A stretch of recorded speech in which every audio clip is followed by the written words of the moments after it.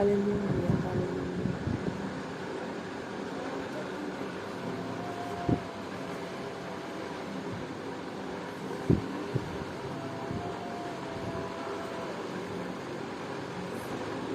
Hallelujah, hallelujah.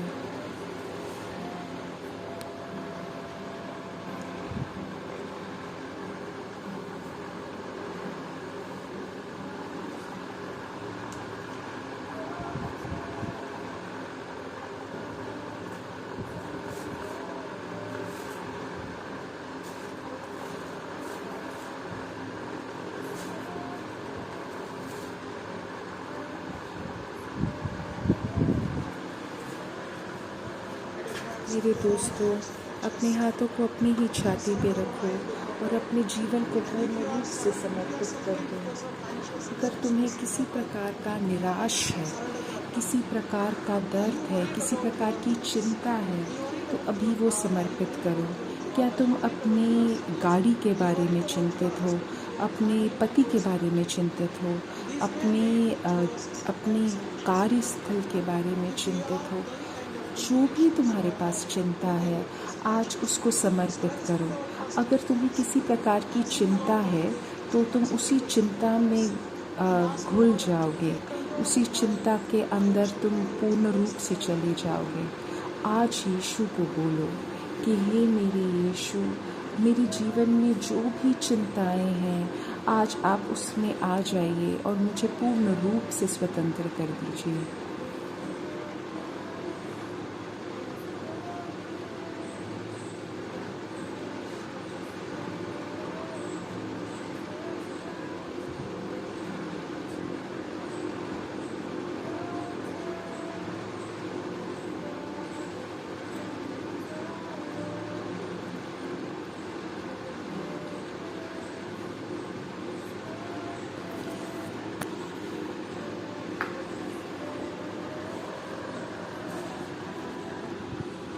मेरे दोस्तों, अब हम उन सारे बच्चों के लिए प्रार्थना कर रहे हैं जो किसी प्रकार की बात नहीं कर पा रहे हैं। वो छोटे बच्चे, अगर तुम ऐसे किसी बच्चों को जानते हो, तब भगवान को समर्पित करो।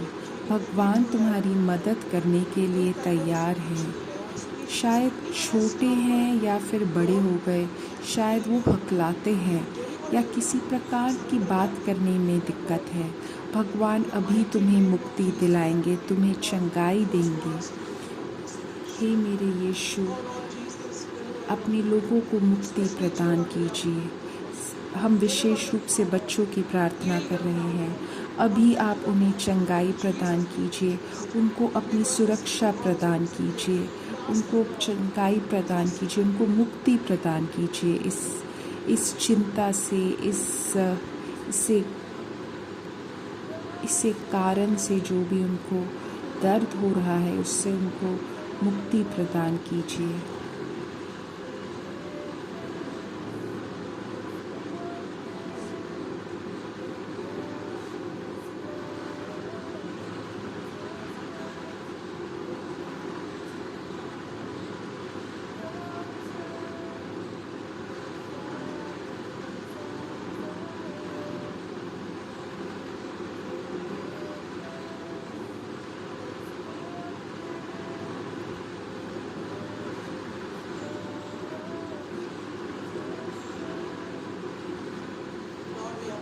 हे मेरे यीशु, हम प्रार्थना कर रहे हैं जिनको सिर में कुछ दिक्कत है, किसी प्रकार का कुछ ट्यूमर शायद उनके सिर में है। अगर तुम किसी को ये लिंक तुम अगर आगे भेजोगे, जिसके सिर में कोई फोड़ा है, हम उसके लिए प्रार्थना कर रहे हैं। अभी अगर कोई इस कार्यक्रम में है, इस प्रार्थना में है, फोड़े के साथ हम उसके लिए प्रार्थना कर रहे हैं। या कोई अगर इस प्रार्थना में जुड़ेगा जिसके सिर में कोई फोड़ा है, हम उसको समर्पित कर रहे हैं। यीशु के नाम से हम प्रार्थना कर रहे हैं। अभी इसी क्षण हम प्रार्थना कर रहे हैं। हे मेरे भगवान, आपके लोग आप पे विश्वास कर रहे हैं और ये विश्वास कर रहे हैं कि आप अपने नाम से उनको शक्ति प्रदान करेंगे, उनको चंगाई प्रदान करेंगे, उनको मुक्ति प्रदान करेंगे। हे मेरे यीशु, आज आप आके अपने लोगों को मुक्ति प्रदान कीजिए, शक्ति प्रदान कीजिए, चंगाई प्रदान कीजिए। Hallelujah, hallelujah, hallelujah, hallelujah. हे मेरे यीशु, आप अपने लोगों को चंगाई प्रदान कीजिए। हे मेरे आओ, वेदी पे आओ, जिससे कि क्योंकि आपके भगवान तुम्हें पुकार रहे हैं।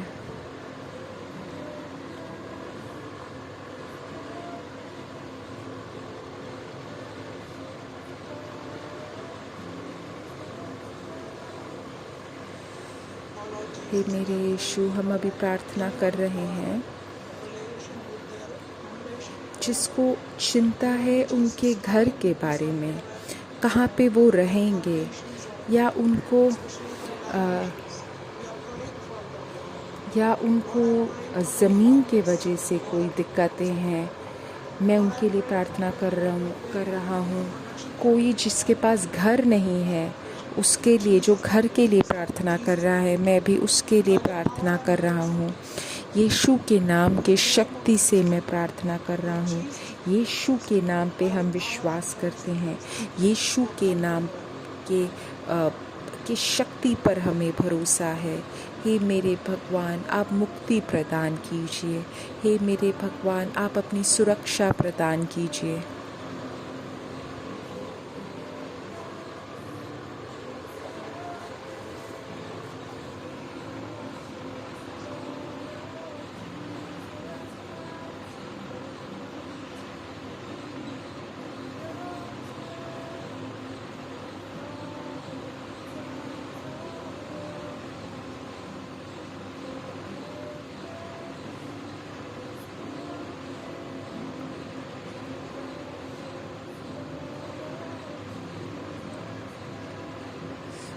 मेरे दोस्तों, अब हम भगवान का वचन सुनेंगे और हम ये चंगाई की प्रार्थना भगवान के वचन के बाद हम फिर से शुरू करेंगे। आज का जो बाइबल का वचन है, मैंने लिया है आइज़ाया चैप्टर 30 वर्सेस 8 से। हम बाइबल कैसे बना उसके बारे में हम देख रहे हैं। बाइबल रातों रात नहीं लिखा गया, ये पवित्र आत्मा का कार्य था। हज़ारों साल से, हज़ारों साल अलग अलग लोगों, अलग अलग भाषाओं और अलग अलग जगहों के बीच में लिखा गया था।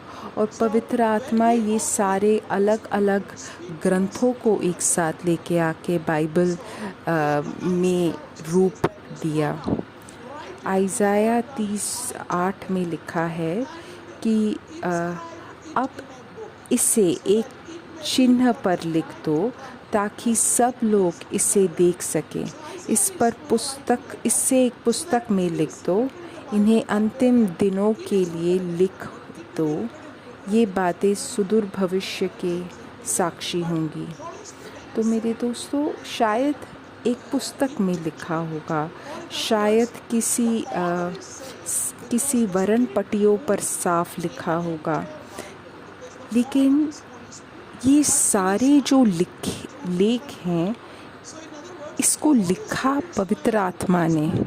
पवित्र आत्मा ने आइज़ाया को बोला, जेरमाया को बोला, एज़ेकियल को बोला, डेविड को बोला।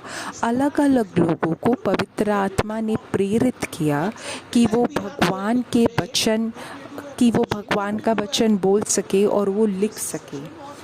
हम जैसे गीत गाते हैं या हम कभी हमारा निजी जीवन के बारे में बात करते हैं, यीशु का वचन हमारे परिवार में या और किसी के साथ शेयर करते हैं, हम सब उस क्षण पवित्र आत्मा का एक यंत्र बन जाते हैं।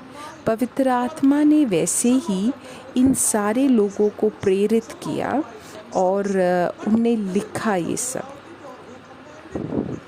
ये नहीं देखना है आपको कि किसने लिखा, ये जानना ज़रूरी है कि पवित्र आत्मा ने ये लिखा है, वही है लेखक इन सब के।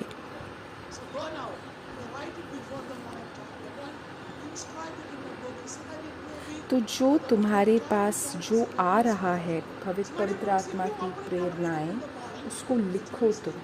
तो अगर तुम बाइबल को खोलो सुबह, तो तुम्हें बाइबल तुमसे बात करेगा। और अगर तुमने शाम को खोला तो बाइबल तुमसे बात करेगा। अगर तुम दुखी हो, बाइबल को खोलो, बाइबल को पढ़ो।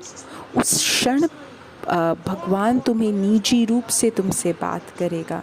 हमारी सारी जो प्रार्थनाएं हैं, हम यही भगवान को प्रार्थना कर रहे हैं कि हे मेरे भगवान, मैं आपसे प्रार्थना कर रहा हूँ, मेरे लिए आप मैं अपने माता पिता अलग अलग लोगों के लिए प्रार्थना करता हूँ, लेकिन जब मैं बाइबल खोल के बात करता हूँ, उस क्षण भगवान हमसे निजी तरीके से बात करते हैं। तो इसीलिए हमें खोलना ज़रूरी है। जैसे भगवान ने जब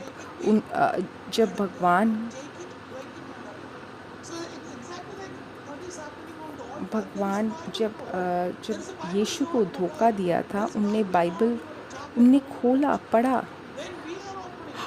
हमें बाइबल खोलना ज़रूरी है, चाहे वो इंटरनेट में हो या बाइबल पुस्तक में हो, हमें वो खोलना ज़रूरी है।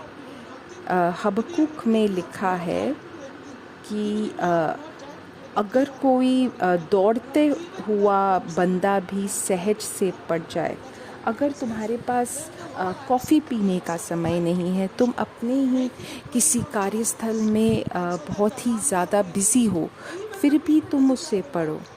जिसके पास बिल्कुल समय नहीं है, जिसको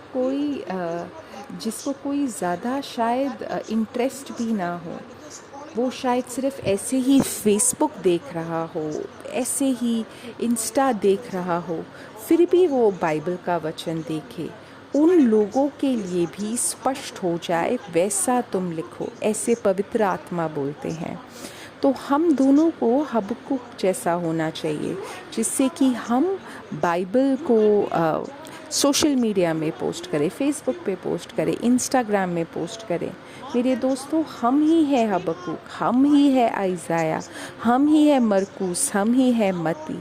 हम अपने ही तरीके से इसको लिखें, हम अपने ही तरीके से हम इसको पोस्ट करें, लेकिन हम इस तरीके से भगवान के वचन की घोषणा कर पाएँ।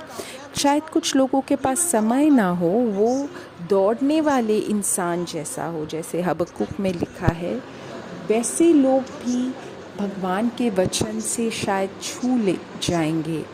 पवित्र आत्मा आपके द्वारा उस लोगों को छुएगा और तुम उस इंसान के जीवन में हबक्कुक, एजेकियल, आइज़ाया बन जाओगे। और जेम्स चैप्टर 1:21 से 25 में लिखा है कि तुम्हारे अंदर जो सारी गलत चीज़ें हैं, उन सबको दूर कर दो। घिनौने आचरण और चारों ओर फैली दुष्टता से दूर रहो, तथा नम्रता के साथ तुम्हारे हृदयों में रोपे गए परमेश्वर के वचन को ग्रहण करो, जो तुम्हारी आत्माओं को उद्धार दिला सकता है। यही है बाइबल जो कार्य करता है।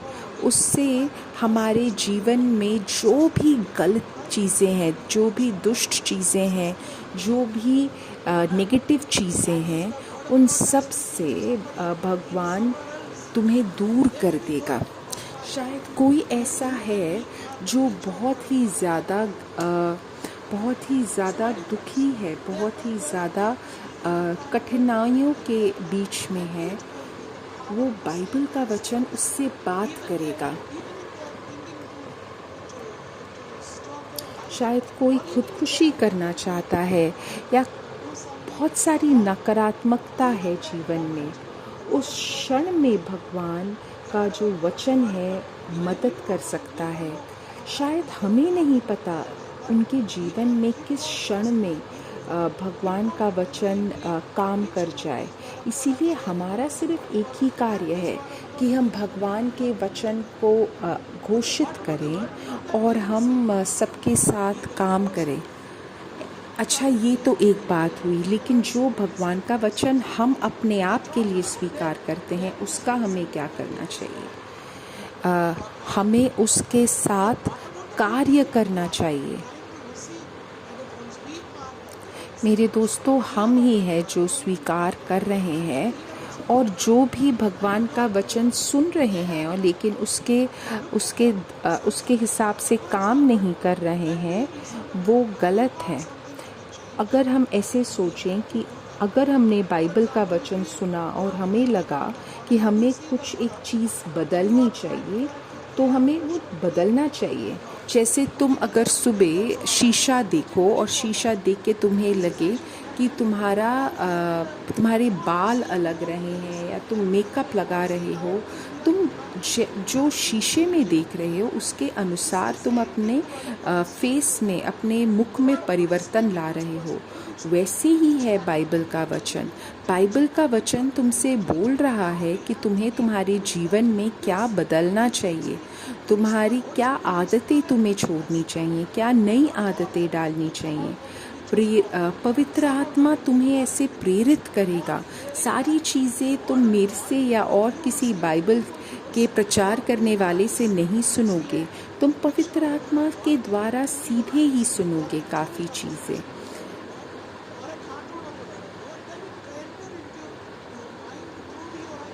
हम कभी जब बाइबल का वचन देखें, शायद कोई चित्र होगा या कार्टून होगा, तब हमारे आँखों के द्वारा वो बाइबल का वचन हमारे हृदय के अंदर आएगा और उसके द्वारा हमारे जीवन में परिवर्तन आएगा।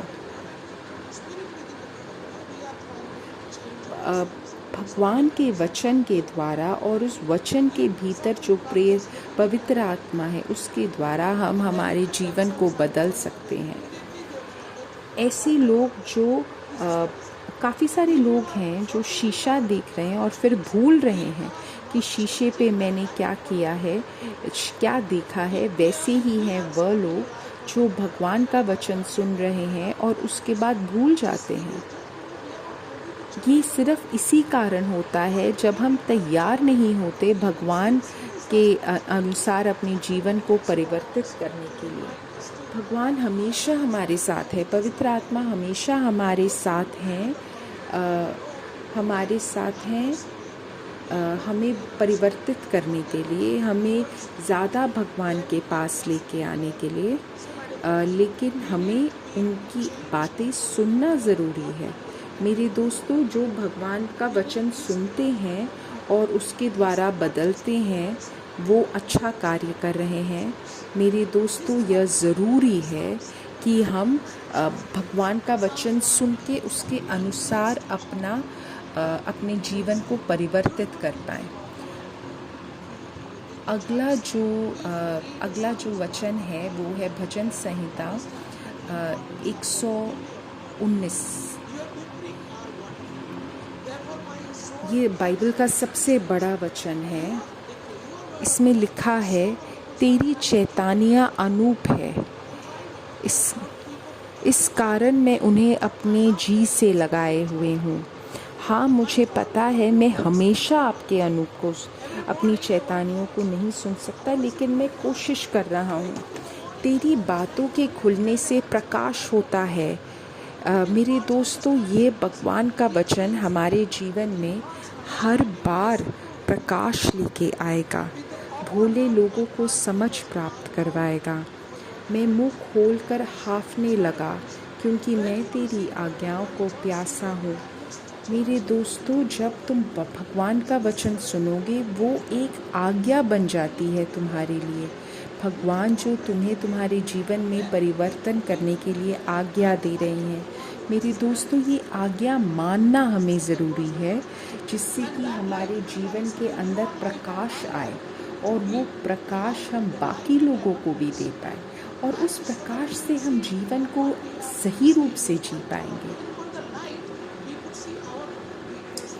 प्रकाश से हमें हमारी कमियां समझ में आएगी जो हमें बदलना चाहिए। लेकिन जब अंधकार होगा तब हम असलियत नहीं देख पाएंगे। मत्ती के अनुसार 13वां अध्याय 20वें में लिखा है, 21 में लिखा, 22 में लिखा है, 23 में लिखा है, अच्छी धरती पर गिरे बीज से अर्थ है वह व्यक्ति जो सुसंदेश को सुनता है और समझता है वह सफल होता है। वह सफलता बीज बोएगा, वो सफलता सच्चाई का बीज बोएगा, समर्पण का बीज बोएगा, नम्रता का बीज बोएगा, 60 गुना 100 गुना। तो मेरे दोस्तों, अच्छे बीज को बो के उसके अनुसार जीवन को बदलो। 2 पतरुस 1 से 18 वा वचन से लिखा है, हमने आकाश में से आई वह वाणी सुनी थी, तब हम पवित्र पर्वत पर उसके साथ थे। जब वो लोग भगवान यीशु के साथ माउंट टाबोर में थे, वो 3 अनुयायी, तब हम ये देखते हैं, तब पतरोस बोल रहे हैं कि काफ़ी सारे लोग को लगेगा शायद कि वो ऐसे ही बोल रहे हैं, बट पतरुस फिर से ये बोल रहे हैं कि मैंने ये देखा था। हम भी नबियों के वचन पर और अधिक आस्था हुई। इस पर ध्यान देकर तुम भी अच्छा कर रहे हो, क्योंकि यह तो एक प्रकाश है जो एक अंधेरे स्थान में तब तक चमक रहा है जब तक पौ फटती है। मेरे दोस्तों, ये तुम्हें भी समझना ज़रूरी है कि ये जो बाइबल का जो वचन है ये तुम्हारे लिए है। चर्च का कर्तव्य है कि वो तुम्हारे लिए बाइबल का वचन तुम्हें समझाने की कोशिश करे। मेरे दोस्तों, जब तुम्हें ये समझ में आ गया कि बाइबल का वचन तुम्हारे लिए कार्य कर रहा है, तुम्हारे लिए है, तब तुम उसके अनुसार उस आज्ञा का पालन करो और अपने जीवन को परिवर्तित करो। तो ये जो बाइबल का जो वचन है, मैं फिर से दोहरा रहा हूँ, ये ऐसा नहीं किसी एक इंसान ने लिखा है, किसी एज़ेकियल ने लिखा है या किसी आइज़ाया ने लिखा है। पवित्र आत्मा ने बोला है और पवित्र आत्मा के द्वारा ये लिखा गया है। तो मेरे दोस्तों, अपनी आँखों को बंद कर लो और मैं तुम सब के लिए प्रार्थना करूँगा कि तुम लोग पवित्र भगवान के वचन को आदर दो और उस आज्ञा के अनुसार अपने जीवन को व्यतीत कर पाओ। तो तुम अपनी आंखें बंद कर दो और अपने हाथों को अपने छाती पर रखे ये दोहराओ, मैं यहाँ पे हूँ यीशु, मुझे आपके वचन के द्वारा मुझे आप बड़ा कीजिए, सींचिए। मेरे दोस्तों, काफ़ी सारे जो आपके बच्चे हैं, बार बार भगवान का वचन सुन के बार बार वापस आ रहे हैं। आप उनकी मदद कीजिए और उनको भगवान के वचन में बड़े होने का धैर्य दीजिए। अब हम वापस चंगाई की प्रार्थना कर रहे हैं। तुम्हारी जो प्रार्थनाएं हैं, प्रार्थना ज़रूरतें हैं, उसको यहाँ पे लिखो। मैं उसके लिए और सारी प्रार्थनाओं के लिए प्रार्थना करूँगा।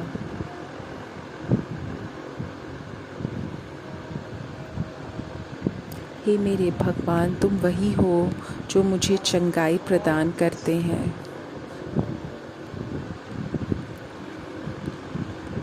हे मेरे भगवान, मैं तुम इन सारी प्रार्थनाओं के लिए प्रार्थना कर रहा हूँ। हे मेरे भगवान, अपने लोगों को चंगाई प्रदान कीजिए। तुम्हारे नाम पर हम विश्वास कर रहे हैं, तुम्हारे नाम पर हम भरोसा कर रहे हैं। यीशु के नाम से हम प्रार्थना कर रहे हैं। हालेलुया। यीशु के नाम से हम प्रार्थना कर रहे हैं।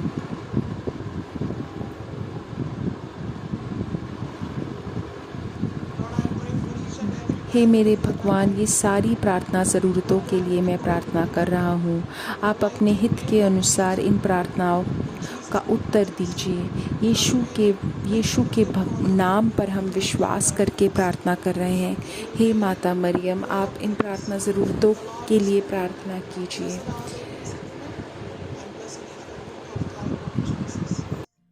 Holy Mary, Mother of God, pray for us sinners, now and at the hour of our death. Amen. Glory be to the Father, and to the Son, and to the Holy Spirit, as it was in the beginning, is now, never shall be, world without end. Amen. Thank you very much, my dear friends. We will see you on next Sunday, the same place, the same time. Thank you. Good night.